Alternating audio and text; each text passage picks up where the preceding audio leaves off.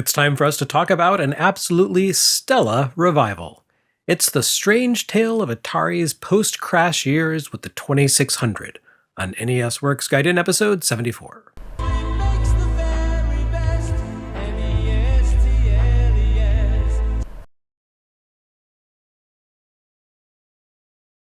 There's just one last 8-bit console to include in the mix of systems we're talking about when exploring the NES and its competitors during the 8-bit era.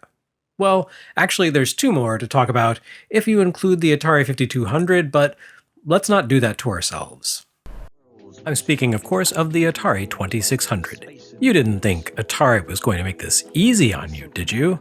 You fool, you knave. No, for a brief moment in 1987, Atari Corp had 4 different competing consoles out on the market, ostensibly jockeying for a place at the table with NES and Master System, but mostly just tripping each other up. You had a handful of held-over games for the benighted 5200. At the same time, Atari launched the XE game system, which contained fundamentally identical hardware to the 5200 but couldn't play its games.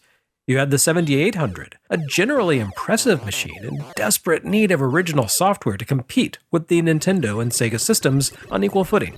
And finally, you had the 2600, the former king of video games, cast down and exiled by a peasant revolt as punishment for its own hubris. And by peasants, I mean American retail buyers. The truth is that the 2600 didn't die, and that software development for the Atari 2600 didn't suddenly just stop one day. The system simply went dormant in terms of documenting its release chronology after the 1984 holiday season because stores wouldn't accept new software. The disastrous state of Atari's console business at the time accounts for this sudden cooling. Countless others have gone into extensive detail about the Atari shock of 1982 through 84, and I've touched on it here many times, so there's no need for me to rehash that info in an exhaustive way here. Simply put, the advent of third-party publishers for Atari 2600 following Activision's successful diaspora and legal defense meant that two things happened to Atari's console. First, the number of games shipping for the system suddenly multiplied by a factor of something like 10, since the entire library no longer consisted of what Atari's internal development teams could create, but rather expanded to encompass the output of dozens of different companies eager to exploit the system's massive install base. Compare the 2600's output in 1980, 16 games published by Atari and Activision, versus 1983's releases. That year saw close to 150 new releases appearing for the 2600. Now, granted, by modern standards, 150 new releases pretty much amounts to a busy month for Nintendo Switch, or a single given hour on Steam. But in 1983, the sudden influx of releases went rapidly from being a real blessing for 2600 owners eager for new games to an absolute nightmare. The 2600-era games industry simply didn't have the infrastructure in place to make this expansion manageable. There were few dedicated games publications available to review the software and warn kids away from the losers. And the long lead times of print distribution meant that what reviews did see print arrived many months after the games themselves. Too late for anyone who sank their cash into a half-finished chunk of opportunistic crap code. Demo versions of games didn't exist beyond Atari's retail kiosks, which generally let you sample a few of Atari's own releases. But for all the third-party stuff, forget it. Atari didn't even like the fact that third-party publishing existed, so the company didn't exactly go out of its way to help guide consumers toward the best of those releases. And why should they? After all, buying a third-party game meant that you weren't buying Atari's own products. Even within the 2600 ecosystem, Atari Inc. maintained an adversarial relationship with other publishers. Since no formal licensing system existed, third parties existed as competitors to the company that created the hardware they published for, not as partners. It wasn't a healthy system, not least of all because no form of oversight existed for the games they created. For all the flaws of Nintendo-style modern platform licensing business arrangements, they do at least involve some manner of quality control and ensure that some income funnels back into the platform itself to help sustain the underlying business at hand. Nothing like that existed in 1983 when an average of 3 new Atari carts were hitting retail each week. The 2600 market stalled out at the end of 1984, in part because Atari itself effectively died once Warner spun it off and sold its corpse for parts. Namco purchased the arcade business before selling it to a cooperative ex-Atari talent, creating the glorious Atari Games arcade division that continued pumping out innovative, entertaining new material through the end of the decade.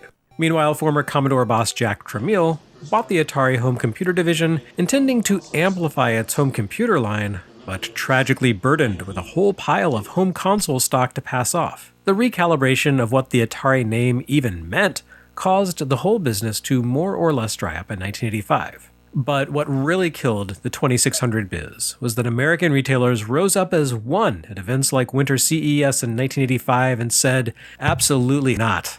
As Atari Inc. squabbled with the third parties it saw as rogue opportunists, ultimately retailers had to shoulder the burden of this conflict. The prospect of a greatly expanded 2600 library no doubt excited retailers in the beginning.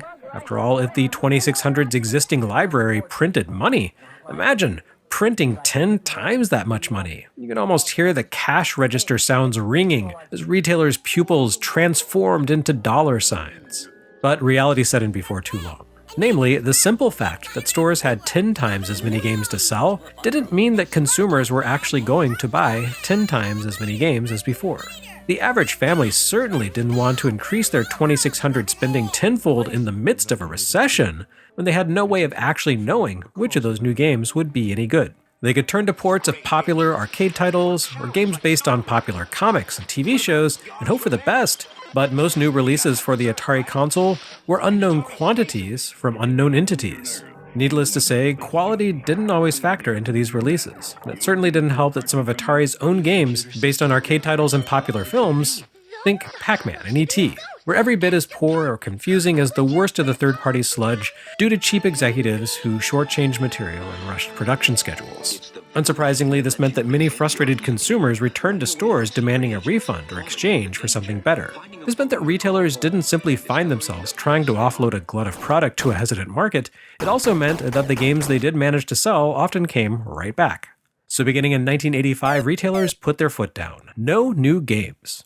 According to Atari Archive, only 4 games shipped for 2600 in 1985, a pretty massive drop-off from the ponderous 1982 through 84 lineups. Atari's travails and the fact that the majority of craven fly-by-night publishing operations shut their doors account for a lot of this, sure. But you don't see that dramatic a plunge in game releases for a platform as successful as the 2600 happen overnight organically, especially when there's no formal licensing and publishing system in place for third parties. There was no central authority for Atari to say, no more games. The 2600 chronology hit a brick wall because retailers didn't want to take on new game stock. Their shelves were already buckling under the strain of unwanted carts that they still needed to sell through, which they attempted to do at blowout prices that represented a massive loss from the cost of buying all that product wholesale in the first place.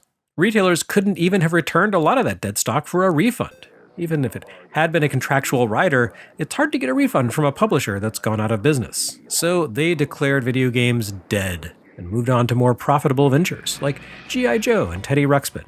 The 2600 didn't simply vanish from the face of the earth, though. Anyone who wanted to buy an Atari game could easily have walked into any toy or department store in 1985 and bought carts by the armful. But with no new offerings available, the market quickly began to stagnate, especially compared to the vibrant computer gaming scene at the time.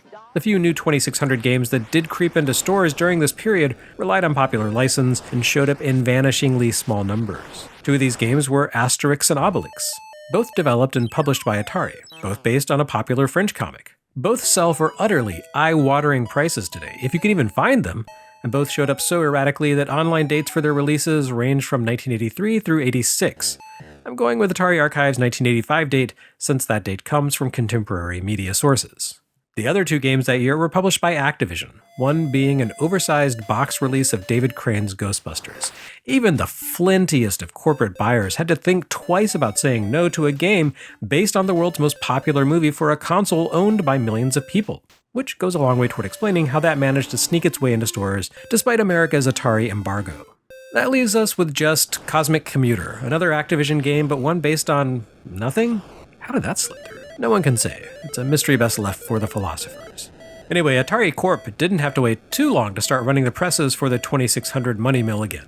At the end of 1985, Nintendo managed to sweet-talk a handful of New York-based retailers into a no-risk holiday test launch for the NES, a localized version of Japan's popular family computer console. It did pretty okay for itself, grabbed both headlines and retailer attention. More importantly, it convinced Worlds of Wonder, the Teddy Ruxpin folks, to distribute the NES nationwide. Backed by hype and the powerhouses behind that crushingly popular talking teddy bear, corporate buyers decided to take a chance. And lo and behold, it turned out that kids and families actually still enjoyed video games. Who knew?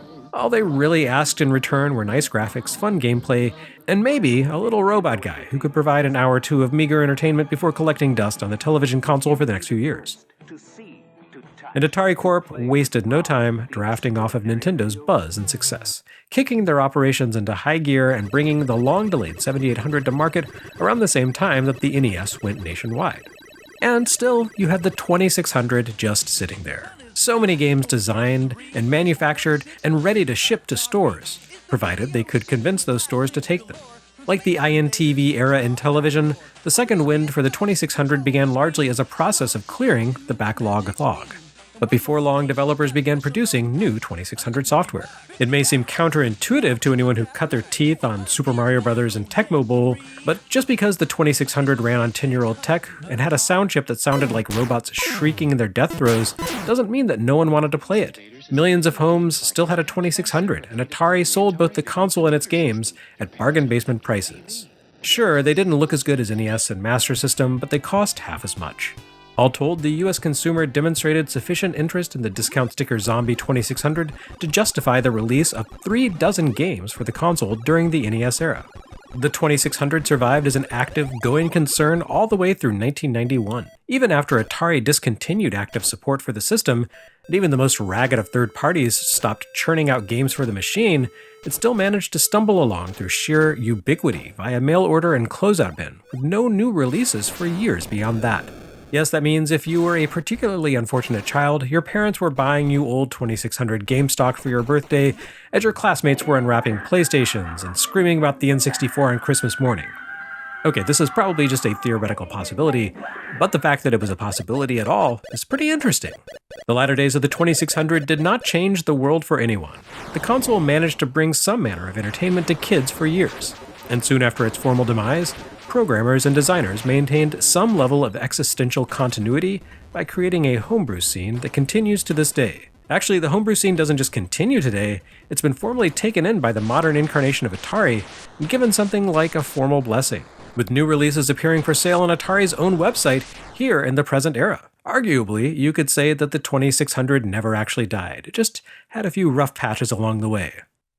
In some senses, the console survived for a solid 11 years. But in another sense, it's still going strong 47 years later. NES Works Gaiden will not be covering all 47 of those years, but we will be tackling briefly Atari 2600's releases during the NES era, 1986 through 91.